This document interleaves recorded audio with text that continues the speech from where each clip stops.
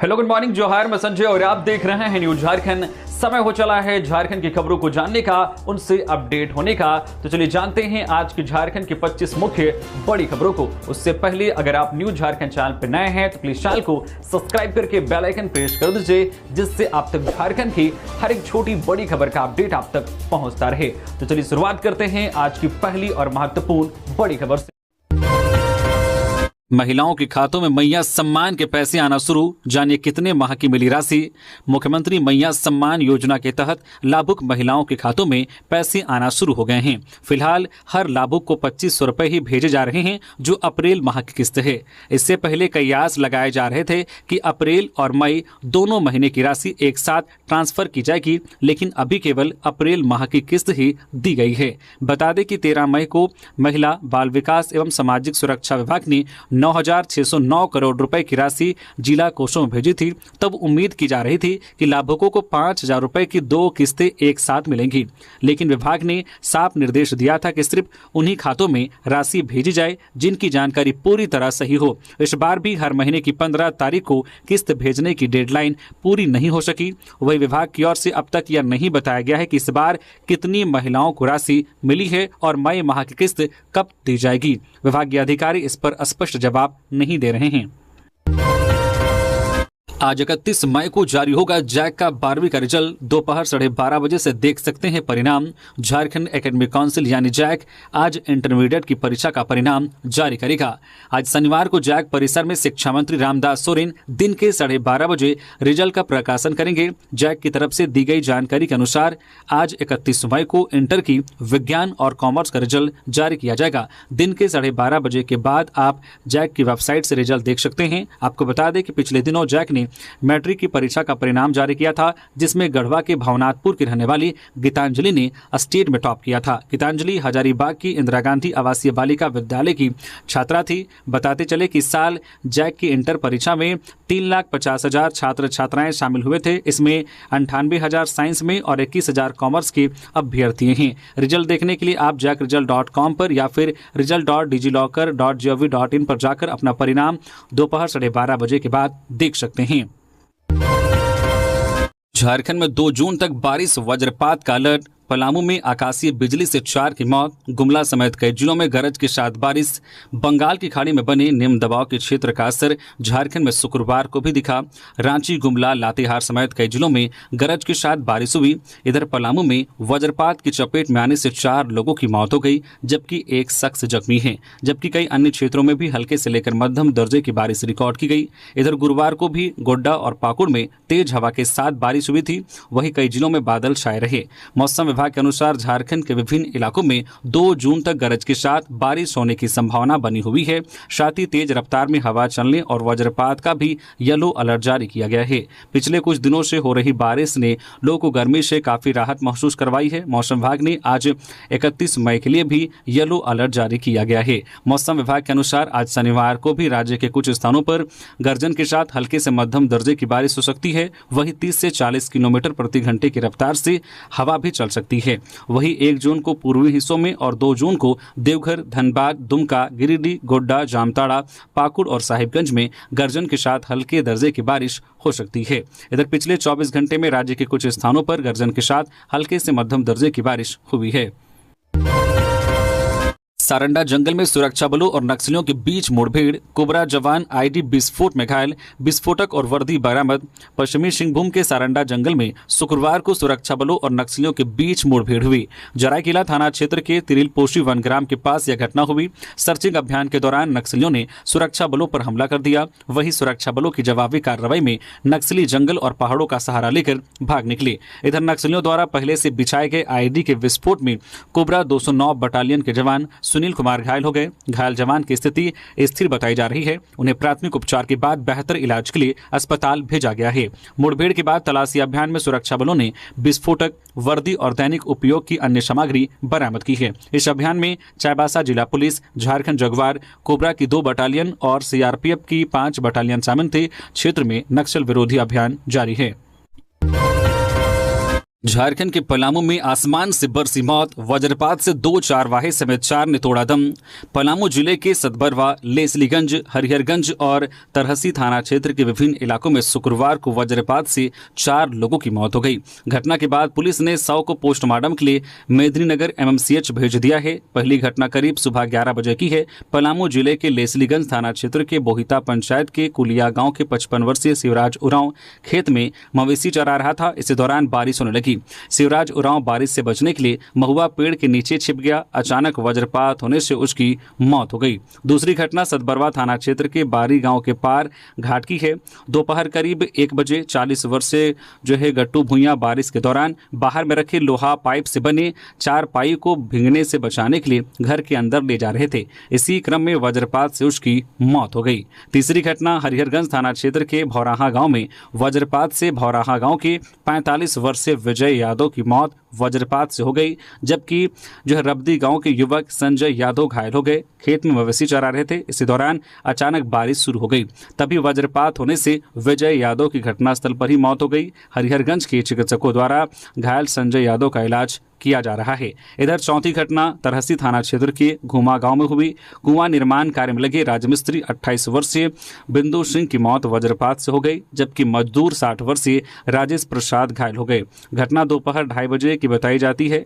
घायल को MMCH मेदिनीनगर में भर्ती कराया गया है। चिकित्सकों के अनुसार इलाज चल रहा है। महुआटांड में ऑटो दुर्घटनाग्रस्त, मां और 3 साल के बच्चे की मौत। खराब ऑटो को रस्सी से खींचते वक्त पलटा। नेतरहाट जिले के महुआटांड थाना क्षेत्र में एक दर्दनाक सड़क हादसा हुआ। सोहरपाट में ऑटो पलटने से 30 वर्षीय सरिता देवी और उनके 3 वर्षीय बेटे आर्यन बेग की मौत हो गई।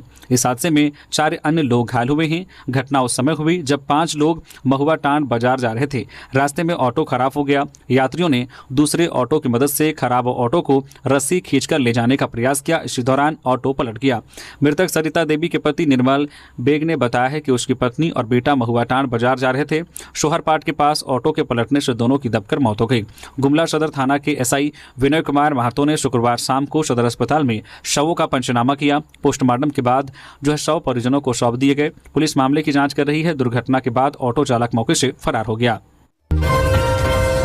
कृषक मित्रों की अनिश्चितकालीन हड़ताल 5वें दिन भी जारी। सम्मानजनक मानदेय की मांग पर अड़े झारखंड के हजारों कृषक मित्र अपनी वर्षों पुरानी उपेक्षा और अनदेखी के खिलाफ 27 मई से अनिश्चितकालीन हड़ताल पर बैठे हैं।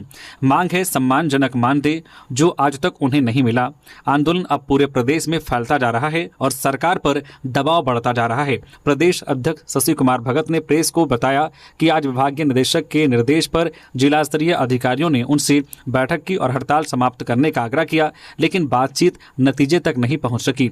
कृषक मित्र अपनी मूल मांग पर अड़िग हैं। उन्होंने बताया कि बीते 15 वर्षों से कृषक मित्र केवल कृषि विभाग में ही नहीं, बल्कि भूमि संरक्षण, सहकारिता, आत्मा परियोजना, मनरेगा, आपदा प्रबंधन, स्वास्थ्य, पशुपालन और मत्स्य जैसे अनेक विभागों के कार्यों में निस्वार्थ योगदान दे रहे हैं। इसके बावजूद उन्हें कोई स्थायी या सम्मानजनक मानदेय नहीं मिला। हमसे हर विभाग काम करवाता है, लेकिन जब मानदेय की बात आती है तो कोई जिम्मेदारी नहीं लेता। विभागों का केवल आदेश आता है, पर अधिकार और सुविधा कुछ नहीं। लातेहार में PLFI का उग्रवादी गिरफ्तार। क्रशर और ईंट भट्ठा पर फायरिंग का आरोप, लेवी वसूली में था सक्रिय। लातेहार पुलिस ने PLFI उग्रवादी संगठन के एक सक्रिय सदस्य विष्णु उरांव को गिरफ्तार कर लिया है। विष्णु गुमला के भरनो स्थित भड़गांव के खलबी टोला का रहने वाला है। पुलिस ने उसके पास से लेवी मांगने के लिए इस्तेमाल किए जाने वाला मोबाइल फोन भी बरामद किया है। SDPO अरविंद कुमार के अनुसार SP कुमार गौरव को गुप्त सूचना मिली थी कि विष्णु उरांव PLFI के नाम पर ठेकेदारों को धमकी दे रहा है। इस सूचना के आधार पर उसे गिरफ्तार किया गया। विष्णु 4 अप्रैल 2025 को हड़गड़वा में हुई कई आपराधिक घटनाओं में शामिल था। इसमें संतोष सिंह के क्रशर मशीन पर फायरिंग और फिरोज अहमद के ईंट भट्ठा में लेवी मांगने की घटनाएं शामिल हैं। साथ ही भट्ठा के मुंशी पर गोलीबारी का भी आरोप है। इस मामले में PLFI के 4 अन्य उग्रवादी पहले ही जेल जा चुके हैं। इस साल स्थानीय निकायों के चुनाव हुए तो मिल जाएगा बकाया पैसा, पनगढ़िया। 16वें वित्त आयोग के अध्यक्ष अरविंद पनगढ़िया ने स्पष्ट कर दिया है कि इस साल झारखंड में स्थानीय निकायों के चुनाव की प्रक्रिया पूरी हो जाएगी तो वित्त वर्ष 2024-25 और 2025-26 दोनों का बकाया पैसा मिल जाएगा। वे शुक्रवार को प्रेस कॉन्फ्रेंस में बोल रहे थे। उन्होंने कहा है कि 15वां वित्त आयोग ने शर्त लगाई थी कि ग्रांट के लिए स्थानीय निकायों का चुनाव जरूरी है। चुनाव नहीं होने के कारण यहाँ का पैसा रुका हुआ है। अगर इस साल चुनाव हो जाएगा तो 2 साल का पैसा भी रिलीज हो जाएगा। दुमका में नदी में नहाने के दौरान डूबने से 2 बहनों की मौत। गर्मी छुट्टी मनाने आई थी मौसी के घर। दुमका जिले के सिकारीपाड़ा प्रखंड क्षेत्र स्थित गंदरकपूर गांव में मयूराक्षी नदी में स्नान के दौरान 3 बहनें डूब गई। उसमें उमा कुमारी और पूजा कुमारी दोनों की मौत हो गई, जबकि आस्था कुमारी ने किसी तरह अपनी जान बचाई। उमा कुमारी 19 वर्षीय की मां जमशेदपुर में सरकारी शिक्षक है। उमा जमशेदपुर के एक कॉलेज में स्नातक सेमेस्टर 3 की छात्रा थी। गर्मी छुट्टी में वह अपनी मौसी के घर दुमका के गंदरकपूर गांव आई हुई थी। शुक्रवार को वह अपनी मौसी की बेटी पूजा कुमारी और उसी गाँव में रहने वाले अपने मामा की बेटी आस्था कुमारी 19 वर्षीय के साथ स्नान करने घर से थोड़ी दूर मयूराक्षी नदी पर बने बहरा कुंडी डैम गई थी। यहाँ मसानजोर डैम के जल अधिग्रहित एरिया का पानी जमा रहता है। जब तीनों बहनें उमा, पूजा और आस्था स्नान कर रही थी तभी अचानक उनका पांव फिसल गया और वे गहरे पानी में डूबने लगी। काफी हाथ पांव मारने के बावजूद उमा और पूजा नदी में डूब गई, जबकि आस्था ने अपनी जान बचाई। वह दौड़ते हुए गांव पहुंची और लोगों को इस घटना के बारे में बताया। गांव वाले आनंद फानन में उक्त स्थान पर पहुंचे और किसी तरह दोनों युवती को पानी से बाहर निकालकर सीधे फूलो झानो मेडिकल कॉलेज अस्पताल पहुंचाया, जहां चिकित्सकों ने दोनों को मृत घोषित कर दिया। प्रदेश कांग्रेस अध्यक्ष ने सरना धर्मकोड की मांग को लेकर सांसदों को लिखा पत्र। झारखंड प्रदेश कांग्रेस कमेटी के अध्यक्ष केशव महतो कमलेश ने राज्य के सभी लोकसभा और राज्यसभा सांसदों को पत्र लिखकर सरना धर्मकोड की मांग की याद दिलाई है। उन्होंने कहा है कि झारखंड विधानसभा ने 11 नवंबर 2020 को सर्वसम्मति से सरना धर्मकोड को जनगणना कॉलम में शामिल करने का प्रस्ताव पारित किया था। कहा गया कि सरना धर्मकोड की मांग आदिवासियों के अस्तित्व, अस्मिता और पहचान की रक्षा के लिए है। इससे आदिवासी समुदाय को अपनी धार्मिक पहचान बनाने और संरक्षण देने में मदद मिलेगी। केशव महतो कमलेश ने सांसदों से अपील की है कि वे सरना धर्मकोड की मांग सड़क से सदन तक मजबूती से उठाएं। इससे आदिवासी समुदाय को अपनी धार्मिक पहचान बनाने और संरक्षण देने में मदद मिलेगी। बिजली संकट से परेशान महिलाओं ने किया बिजली विभाग का घेराव। सहायक अभियंता के कार्यालय में तालाबंदी। गुमला की सामाजिक कार्यकर्ता देवकी देवी के नेतृत्व में सैकड़ों महिलाएं बिजली विभाग की समस्याओं को लेकर सड़कों पर उतर आई। महिलाओं ने बिजली विभाग के कार्यालय का घेराव किया और सहायक अभियंता के कार्यालय में तालाबंदी की। उनका कहना है कि विभाग मनमर्जी से बिजली बिल भेजता है, जिससे लोगों को भारी परेशानी हो रही है। ग्रामीणों ने बताया कि कई इलाकों में बिजली के खंभे तो लगाए गए हैं, लेकिन उन पर अब तक तार नहीं लगाए गए हैं।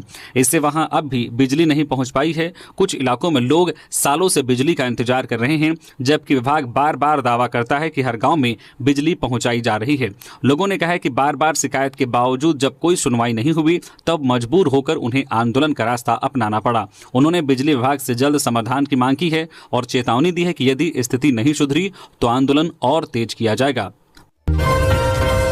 बीआईटी मेसरा के छात्र को मिला 1 करोड़ 45 लाख का पैकेज। संस्थान का अब तक का सबसे बड़ा ऑफर।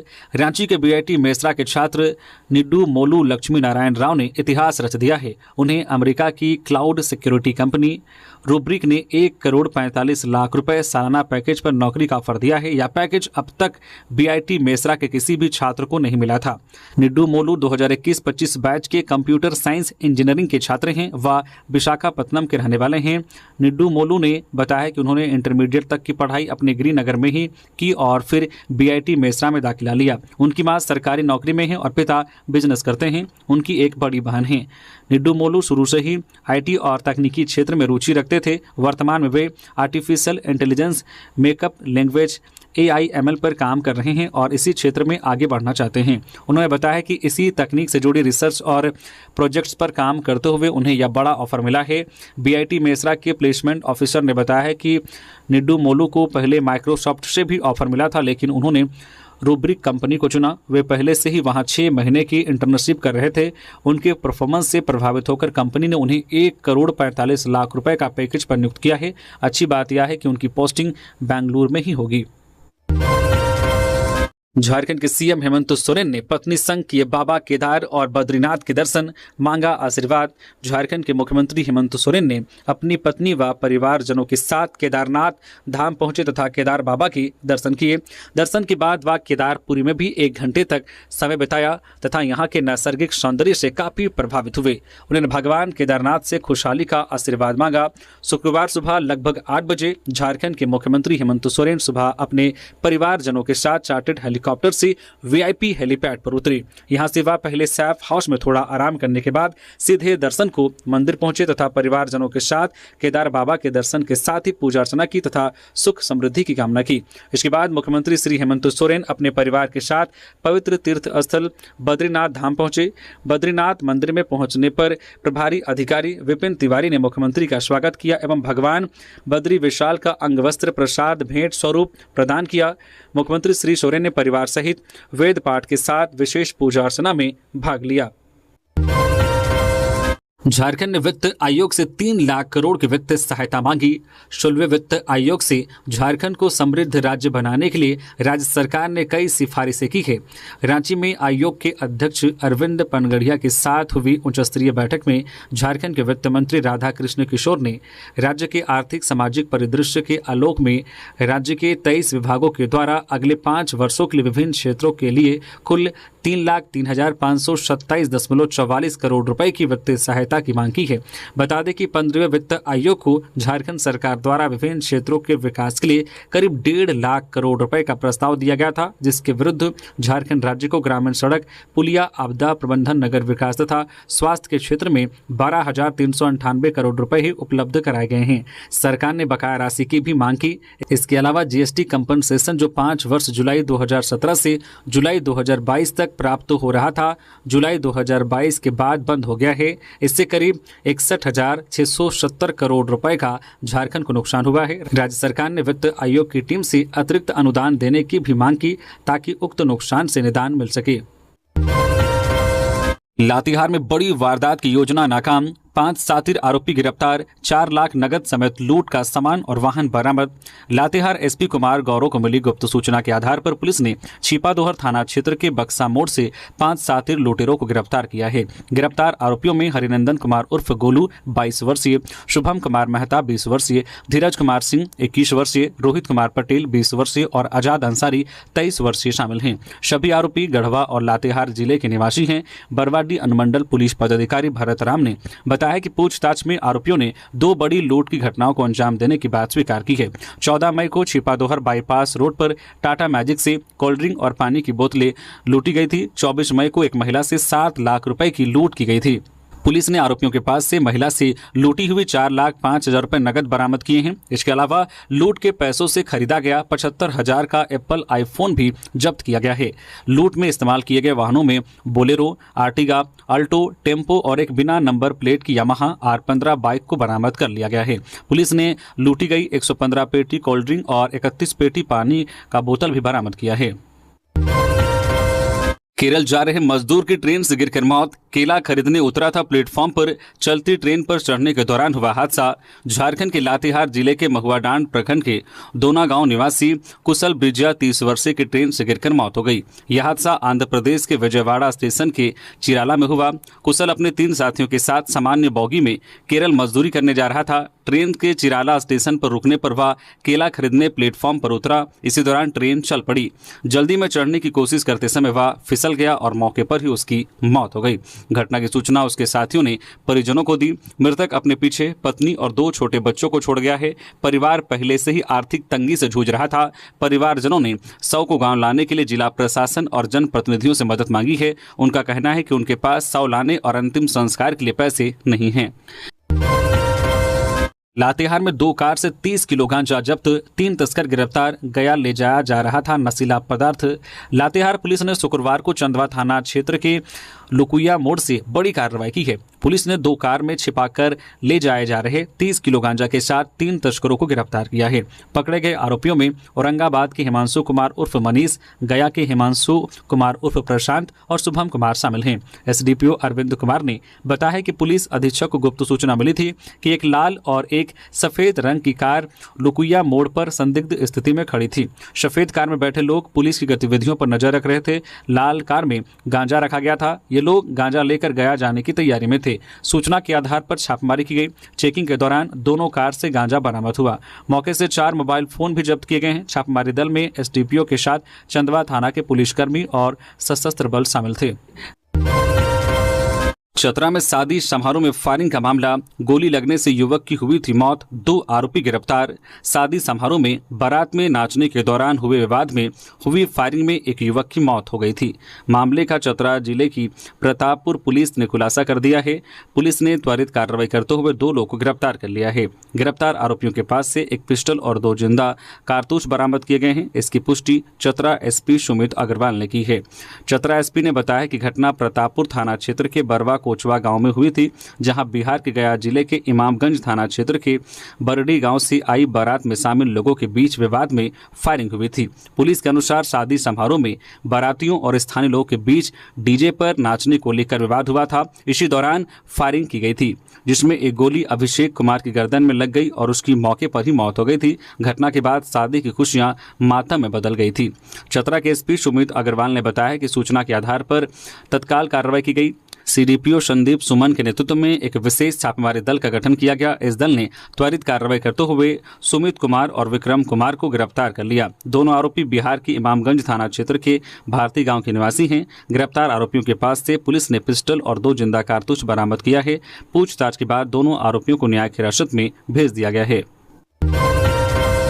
हजारीबाग में जंगल से मिला युवक का शव 3 लोगों के साथ जंगल जाते देखा गया था। परिवार ने हत्या की आशंका जताई। कटकम सांडी थाना क्षेत्र के हेसा कुंदर गांव में एक संदिग्ध मामला सामने आया है। स्थानीय जंगल से 42 वर्षीय चितरंजन पांडे का शव बरामद किया गया है। मृतक के भाई मनोहर पांडे के अनुसार चितरंजन को घटना से पहले 3 अन्य लोगों के साथ एक जंगल की ओर जाते देखा गया था। चितरंजन अपने परिवार का एकमात्र कमाऊ सदस्य था। उनके 3 छोटे बच्चे हैं। सूचना मिलते ही पुलिस मौके पर पहुंची। शव को पोस्टमार्टम के लिए शेख भिखारी मेडिकल कॉलेज अस्पताल भेजा गया है। मृतक के भाई ने कुछ संदिग्ध लोगों के खिलाफ थाने में प्राथमिकी दर्ज कराई है। परिजनों ने इस घटना को सुनियोजित हत्या बताया है। उन्होंने जिला प्रशासन से मामले की निष्पक्ष जांच की मांग की है। क्षेत्र के ग्रामीणों ने भी प्रशासन से कार्रवाई की मांग की है। हजारीबाग सांसद मनीष जायसवाल के प्रतिनिधि रंजन चौधरी ने शेख भिखारी मेडिकल कॉलेज अस्पताल पहुंचकर परिजनों से मुलाकात की है। उन्होंने प्रशासन से आरोपियों की जल्द गिरफ्तारी की मांग की है। पुलिस मामले की जांच कर रही है। बाबूलाल मरांडी ने राज्य की स्वास्थ्य व्यवस्था पर उठाए सवाल। सीएम हेमंत सोरेन से की बड़ी मांग। झारखंड के पूर्व मुख्यमंत्री बाबूलाल मरांडी ने राज्य की स्वास्थ्य व्यवस्था पर सवाल उठाए हैं। नेता प्रतिपक्ष ने कहा है कि एक और केंद्र सरकार आदिम जनजाति जैसे वंचित समुदाय की प्रगति और कल्याण के लिए अनेक योजनाएं और प्रयास कर रही है, वहीं दूसरी ओर राज्य सरकार इस समुदाय की गर्भवती महिला को समय पर अस्पताल पहुंचाने तक की व्यवस्था नहीं कर पा रही है। भाजपा नेता बाबूलाल मरांडी ने बताया कि भवनाथपुर सामुदायिक स्वास्थ्य केंद्र से गढ़वा अस्पताल रेफर किए गए आदिम जनजाति समुदाय के मरीज को ले जा रही 108 एम्बुलेंस बीच रास्ते में खराब हो गई। फिर घंटों इंतजार के बाद भी दूसरी एम्बुलेंस नहीं पहुंची, जिससे मरीज को वापस भवनाथपुर अस्पताल लाना पड़ा। बाबूलाल मरांडी ने आरोप लगाते हुए कहा कि चिंताजनक बात यह है कि एम्बुलेंस की खराबी की जानकारी पहले से जिला प्रशासन को दी गई थी, लेकिन फिर भी सुधार नहीं कराया गया। यह स्थिति बताती है कि वंचित समुदाय की आवश्यकताओं को प्राथमिकता नहीं दी जा रही है। उन्होंने कहा है कि जब तक राज्य सरकार इस तरह की लापरवाही और असंवेदनशीलता को नहीं सुधारेगी, तब तक केंद्र सरकार की योजनाएं भी धरातल पर सफल नहीं हो पाएंगी। बाबूलाल मरांडी ने मुख्यमंत्री हेमंत सोरेन से मांग की है कि सिविल सर्जनों को निर्देश देकर जिलों के सभी स्वास्थ्य केंद्रों में एम्बुलेंस की व्यवस्था सुनिश्चित कराएं। विधायक श्वेता सिंह 2 पैन कार्ड मामला, चुनाव आयोग ने आयकर विभाग से मांगी जानकारी। बोकारो विधायक श्वेता सिंह के नाम पर 2 पैन कार्ड होने के आरोपों की जांच अब चुनाव आयोग ने शुरू कर दी है। इस मामले में आयोग ने आयकर विभाग से औपचारिक रूप से जानकारी मांगी है। यह कदम भाजपा नेता बिरंची नारायण द्वारा की गई शिकायत के आधार पर उठाया गया है। बिरंची नारायण ने राज्य के मुख्य निर्वाचन पदाधिकारी को एक लिखित शिकायत सौंपी थी, जिसमें उन्होंने आरोप लगाया कि विधायक श्वेता सिंह के नाम पर 2 पैन कार्ड हैं।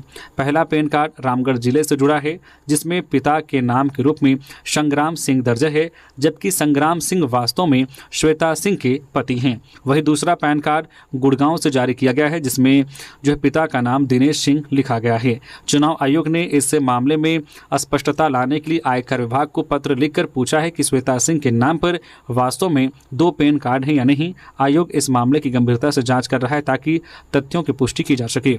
इस दौरान एलिना होरो ने कहा है कि 2024 विधानसभा चुनाव के दौरान गठबंधन दलों ने जल, जंगल, जमीन, पहचान और स्वशासन संबंधित कई वादे किए थे।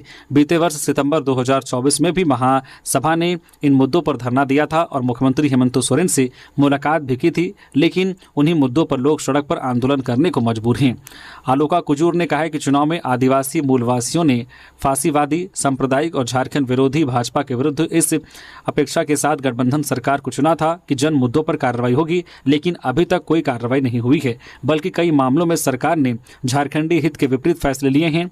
डेमका सोय ने कहा है कि रघुवर सरकार ने राज्य के 22 लाख एकड़ गैर मजरूवा और सामुदायिक जमीन को लैंड बैंक में डाल दिया था और भूमि अधिग्रहण कानून में 2017 में संशोधन कर जबरन अधिग्रहण का दरवाजा खोल दिया था, लेकिन बार बार वादा करने के बावजूद गठबंधन सरकार ने आज तक इसे रद्द नहीं किया।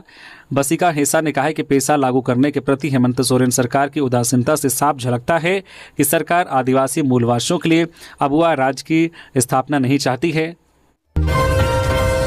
सुप्रीम कोर्ट का आदेश, नीट पीजी एग्जाम एक ही शिफ्ट में हो, कहा समय चाहिए तो आवेदन कर सकते हैं। 15 जून को होनी है परीक्षा।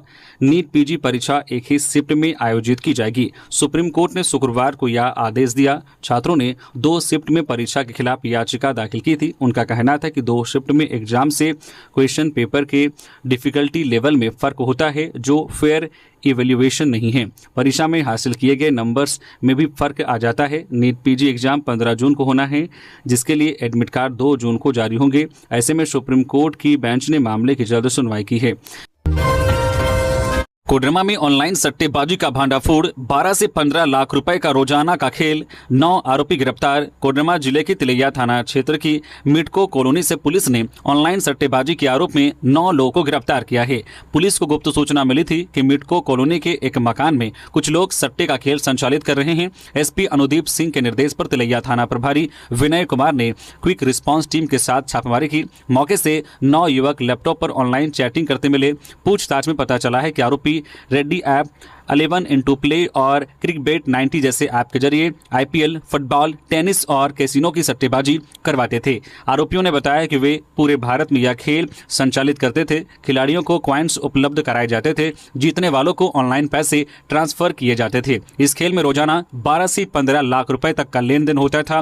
पुलिस के अनुसार आजकल आईपीएल जैसे खेलों में युवाओं का ऑनलाइन सट्टेबाजी की ओर झुकाव बढ़ रहा है। जिले में करोड़ों का यह अवैध धंधा चल रहा था। इस संबंध में पुलिस को लगातार शिकायतें मिल रही थी। आरोपी किराए के मकान में रहकर यह धंधा चला रहे थे। इस छापेमारी में उक्त मकान से अलग अलग कंपनियों के कुल 22 मोबाइल फोन्स, विभिन्न बैंकों के कुल 25 डेबिट कार्ड, 11 चेकबुक, 16 बैंकों के passbook, 2 laptop, 2 post machine, scanner सहित अन्य सामान की बरामदगी की गई है। धनबाद में रोजगार मेला आयोजित, 5 कंपनियों ने 350 युवाओं का इंटरव्यू लिया, 36 को नौकरी मिली। धनबाद के बरटांड स्थित अवर प्रादेशिक नियोजनालय में शुक्रवार को रोजगार मेला आयोजित किया गया। इस मेले में एलआईसी, बीमा सखी योजना, superfast security service, KL group और अन्य कंपनी ने जो है हिस्सा लिया। मेले में 150 से अधिक पदों के लिए 350 से ज्यादा युवाओं ने आवेदन किया। सभी कंपनियों ने ऑन स्पॉट इंटरव्यू लिया। इनमें से 36 आवेदकों को चयनित कर मौके पर ही ऑफर लेटर दिया गया। चयनित उम्मीदवारों को 15,000 से 18,000 रुपए तक का मासिक वेतन दिया जाएगा। साथ ही जो ईपीएफ और ईएसआई जैसी सामाजिक सुरक्षा सुविधा भी मिलेगी। नियोजन पदाधिकारी आनंद कुमार ने बताया कि जिले के युवाओं को रोजगार दिलाने के लिए ऐसे कैंप नियमित रूप से आयोजित किए जाते हैं। उन्होंने यह भी बताया कि 20 जून को एक बड़ा रोजगार मेला होगा। इसमें 25 से 30 कंपनियां हिस्सा लेंगी। देवघर में कोविड से बचाव की तैयारी, सदर अस्पताल में आइसोलेशन वार्ड तैयार, एम्स में होगी 100 सैंपल की जांच। देवघर में कोविड के संभावित खतरे को देखते हुए स्वास्थ्य विभाग ने तैयारियां पूरी कर ली है। Civil surgeon doctor Yugal Kishore Chaudhary के अनुसार नए वेरिएंट से निपटने के लिए आइसोलेशन वार्ड, ऑक्सीजन प्लांट और कंसंट्रेटर की व्यवस्था की गई है। स्वास्थ्य विभाग ने नए और पुराने सदर अस्पताल के साथ सारठ व सारवा में लगी ऑक्सीजन प्लांट की जांच की। मॉक ड्रिल के माध्यम से प्लांट को चालू हालत में रखा गया है। अस्पतालों में एंटीबायोटिक सहित अन्य आवश्यक दवाइयां पर्याप्त मात्रा में उपलब्ध है। जिला महामारी विशेषज्ञ डॉक्टर मनीष शेखर ने बताया है कि सभी अस्पतालों में वीटीएम किट से सैंपलिंग की जाएगी। आरटीपीसीआर, एंटीजन और ट्रूनेट सैंपल जांच किट की मांग की गई है। एम्स में फिलहाल 100 सैंपल की जांच की व्यवस्था की गई है। सदर अस्पताल, अनुमंडल अस्पताल और सभी सीएचसी में 10-10 बेड के आइसोलेशन वार्ड तैयार किए गए हैं। आवश्यकता पड़ने पर पुराने सदर अस्पताल को कोविड अस्पताल के रूप में फिर से शुरू किया जाएगा। पीपी किट, मास्क और दस्तानों की भी पर्याप्त व्यवस्था की गई है। पेशा कानून पर रघुवर दास का सरकार पर हमला, गुमला में बोले पूर्व सीएम, हेमंत सरकार कुर्सी जाने के डर से नहीं कर रही लागू। झारखंड के पूर्व मुख्यमंत्री और ओडिशा के पूर्व राज्यपाल रघुवर दास ने गुमला में हेमंत सरकार पर पेशा कानून को लेकर निशाना साधा। वे चैनपुर प्रखंड के पीपी बामदा गांव में 40वें पढ़ा जतरा कार्यक्रम में शामिल होने पहुंचे थे। रघुवर दास ने कहा, 1996 में भुरिया समिति ने पेशा कानून बनाया था। इस कानून में 13 प्रखंड और 112 शेड्यूल जिले शामिल हैं। यह कानून प्राचीन काल से चली आ रही रूढ़िवादी व्यवस्था को मान्यता देता है। उन्होंने आरोप लगाया है कि विदेशी धर्म के लोग जनजाति समाज में भ्रम फैला रहे हैं। कांग्रेस के पदाधिकारी और सरकार में शामिल मंत्री पेशा कानून को लागू नहीं होने दे रहे हैं। उन्होंने कहा है कि यह विडंबना है कि राज्य का मुख्यमंत्री खुद सरना आदिवासी होते हुए स्वशासन की मांग को नजरअंदाज कर रहा है। पूर्व मुख्यमंत्री ने बताया कि 2014 में उनके कार्यकाल में जाति प्रमाण पत्र में सरना कोड की व्यवस्था थी। इससे आदिवासियों को सरकारी नौकरियों में लाभ मिलता था, लेकिन हेमंत सरकार ने इस धर्म कोड को हटा दिया। इससे धर्मांतरित ईसाइयों को फायदा मिल गया है। राष्ट्रपति भवन में आयोजित 2 दिवसीय साहित्यिक सम्मेलन में महुआ माझी की उल्लेखनीय भागीदारी। राष्ट्रपति भवन में साहित्य अकादमी द्वारा आयोजित 2 दिवसीय राष्ट्रीय साहित्यिक सम्मेलन में वरिष्ठ लेखिका और राज्यसभा सांसद डॉक्टर महुआ माझी ने भाग लेकर साहित्यिक सभा में महत्वपूर्ण विचार साझा किए। उन्हें राष्ट्रपति भवन के गेस्ट हाउस में विभिन्न भारतीय भाषाओं के चुनिंदा प्रतिष्ठित साहित्यकारों के साथ ठहरने और आपसी संवाद में भाग लेने का अवसर भी मिला। कार्यक्रम का उद्घाटन माननीय राष्ट्रपति श्रीमती द्रौपदी मुर्मू जी ने किया, जबकि संस्कृति एवं पर्यटन मंत्री श्री गजेंद्र सिंह शेखावत जी विशिष्ट अतिथि के रूप में उपस्थित रहे। सम्मेलन में साहित्य अकादमी के अध्यक्ष सहित देश भर के प्रमुख लेखक, अनुवादक एवं सांस्कृतिक हस्तियां शामिल रही। तो ये थी आज की झारखंड की टॉप बड़ी खबरें। इसी तरह से झारखंड की हर एक छोटी बड़ी खबर देखने के लिए आप हमारे चैनल न्यूज झारखंड चैनल को सब्सक्राइब करके बेल आइकन प्रेस कर दीजिए, जिससे आप तक झारखंड की हर एक छोटी बड़ी खबर का अपडेट आप तक पहुंचता रहे। तो अभी के लिए बस इतना ही, हमें दीजिए इजाजत, फिर मिलते हैं किसी और खबरों के साथ। धन्यवाद।